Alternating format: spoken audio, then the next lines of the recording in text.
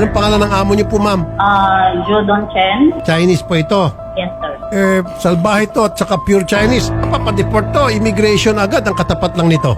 Loko-loko tong kumpanya to. Baka mapapasala kayo pag minalas-malas po kay ma'am. Sinasabi ko na sa'yo. Kung ako sa'yo, maghanap ka ng ibang kumpanya. Magandang hapon po, ma'am. Sir. Ang inyo pong reklamo, yung kunyong kumpanya na hindi nagbibigay ng... Mga benefits. Benepisyo po. Ano po mga benepisyo halimbawa? SS, mga PhilHealth po, sir. Saka mga pag-ibig. Pero binabawasan po kayo. Wala pa po, sir.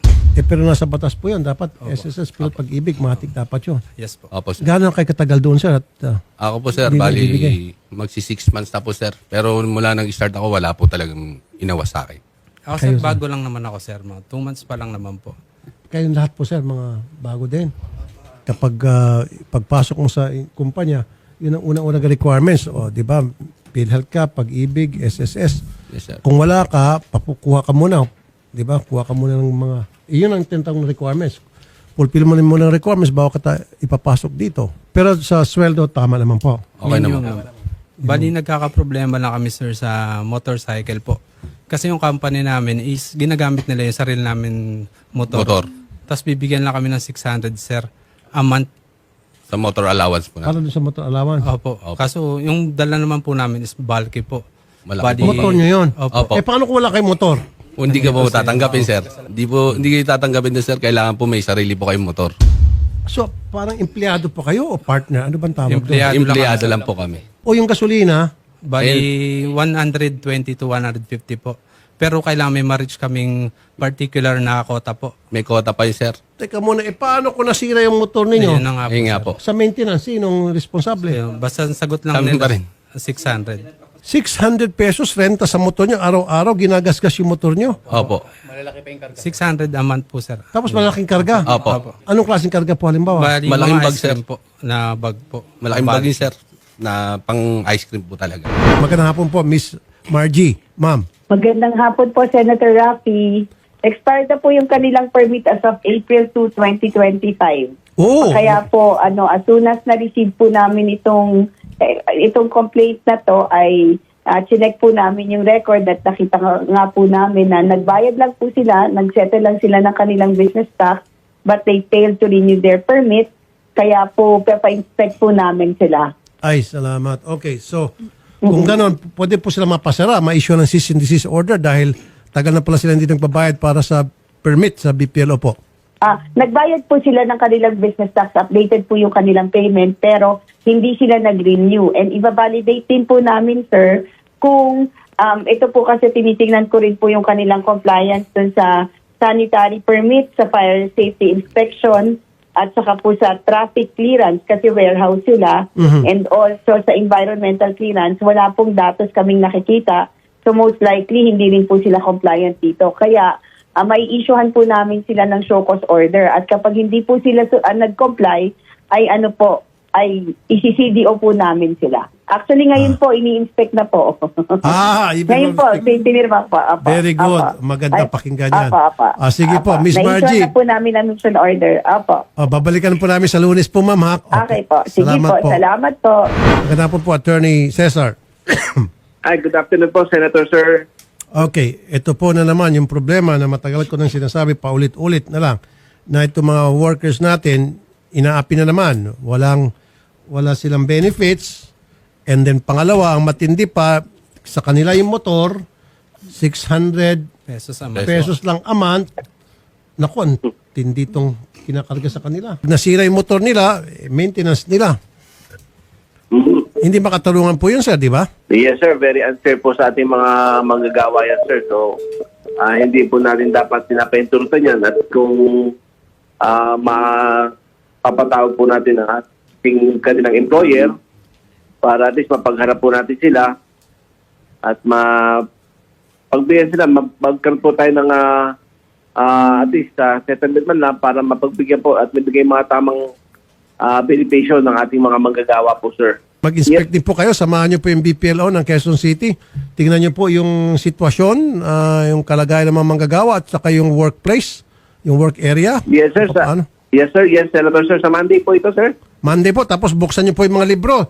At kung totoo na wala pala silang mga benefits, then do what you have to do. If sanction nyo, file nyo ng kaso, whatever. Ano po? Yes, sir. Yes, sir. Apo, gagawin po namin yan, sir. Jovelyn, magandang hapon.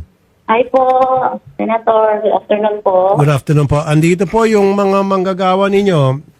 Nagreklamo Opo. po sila, wala po silang benefits. Tapos Ayun yung... po, Senador. Yung Kasi po, yung regarding po sa ano po nila, kasi actually, nakausap na din po sila regarding doon sa benefits nila na after 6 months, na asikasuhin na din po yung ano nila, yung SS Pag-ibig sila. Doon na po babawa si company. Pero nag-agree naman po sila yon. Alam po naman nila. Ma'am, Wala naman pong binabawas. maski na ma'am, nasa batas natin, the moment na sila po'y nagtrabaho sa inyo, dapat meron na silang benefits. Nasa batas natin yan. Yung tatlo, SSS, Opo, PhilHealth, opo. Pag-ibig. Eh syempre, pag sinabi nila hindi sila mag-agree dyan, hindi mo sila tatanggapin. Until now po, wala pa po silang may nabigay din po na ano nila. Kasi pinapalo up po din po yung mga requirements nila po regarding po sa mga... No, dapat sa umpisa pa lamang, binibigyan mo sila, parang ako di sa RTIA, bigyan kita ng 2 days, i-fulfill mo requirements mo. After 2 days, balik ka rito, tanggap ka na, trabaho ka na. Ganon po yun. Hindi Opo, pagtrabahoin mo sir. sila, tapos habang nagtatrabaho, hihingan mo sila ng requirements. Paano sila makakuha ng requirements? Nagtatrabaho ka sila sa iyo, full time. Opo, sir. Lahat naman yung opisina ng SSS PhilHealth Pag-ibig, bukas yun during working hours. At that time, nagtatrabaho din sila. Nagets mo? Bigyan sila ng araw libre na para sila makapag-fulfill ng requirements, which hindi nyo ginawa. Tapos ngayon, 600 pesos renta sa motor nila, 1 buwan. Kakarga ng pagkabigat-bigat na ice cream. O paano kung nasira yung motor? Paano yung maintenance nila? Ginagasgas yung motor nila, 600 lang. Pag nag-ano sila, pag nag-angkas sila, hindi lang 600 kikitain nila sa isang motor. Araw, ayan 1 buwan. Yan. Alam niyo po kung kayo po doon sa mga deliveries, mga food delivery, hindi lang 600 a month ang kikitain nyo. Libo-libo. Ba't kayo nagpapapi sa kumpanyang ito? Loko-loko tong kumpanyang ito. Baka mapapasara kayo pag minalas-malas po kayo, ma'am. Sinasabi ko na sa'yo. Kung ako sa'yo, maghanap ka ng ibang kumpanya dahil pag nasara yan, wala ka. Kasama ka sa mga papasara. Sir, bali wala din po kami insurance. If ever mabunggo po kami, wala Hazard din pay po po. kaming... Wala pong hazard pay, sir. Wala na po talaga. In case mabunggo yung motor nyo. Wala po kami insurance sa Wala din insurance yung kanilang motor. O dapat, kasi kayo nagrenta sa motor nila, dapat kayong kukuha ng insurance para sa motor nila. Paano kung nabangka sila, disgrasya, o di, paano, nasira yung motor, sino magpaparepair? Sila din. Nasaan yung amo mo, ma'am? Nasa office. Sa office po, sir, nasa labas lang po ako, Ilan bang empleyado nyo lahat? 33, mga ganun po. Yung ice cream dapat pampalamig ng ulo. Ngayon, uminit ang ulo namin lahat dito. Darating po dyan yung dole at saka darating po dyan yung BPLO, sasamahan po ng mga tao namin. At kapag hindi nyo po ito naayos, sinisiguro ko sa inyo, mapapasara kayo. Okay? Opo, sir. Nakakarating po sa boss. Anong pangalan ng amo nyo po, ma'am? Jodon Chen. Chinese po ito. Yes, sir. Papadeport to, immigration agad, ang katapat lang nito. Ano po, salbahe po sa amin. Salbahe. Yes po, tuwing every meeting po, marami po siyang sinasabi. Tapos, ako po kasi na-anxiety ako dahil lagi niya po akong sinisigawan. Sa anong Lagi po. kadahilanan? Kunwari sir, may mali lang. Every time na pakakausapin niya ako, ganun yung approach niya, sisigawan niya. Paano siya magsisigaw? Hindi siya marunong magtagalog. Ano, may translator po, translator. tapos marunong po siya mag-English kasi may asawa siyang Pilipina. Hindi ko po alam kung kasal sila. Lagi po siya nagpapatanggal ng mga tao na walang dahilan. Ma'am, paano yan? Mag-ready-ready ka na kasi salbahe to at saka pure Chinese, pwede ma-deport to. Undesirable alien. Kahit na meron siya working visa rito, investor's visa, pwede siya ma-deport. Pang-api niya ginagawa sa mga Pilipino. Unless kung ayusin mo yung problema nila, ibang usapan yon. Mag-usap-usap kayo, okay? Opo, sir. Nakakarating po. Very good. Nag-inspect na po yung DOLE at saka BPLO. Isasamahan po namin kayo doon kasama sa pag-inspection pala ng DOLE at saka BPLO para mag-usap-usap kayo. Pag hindi kayo then gawa tayo ng mahakbang tulad na mapapasala sila, mapadeport.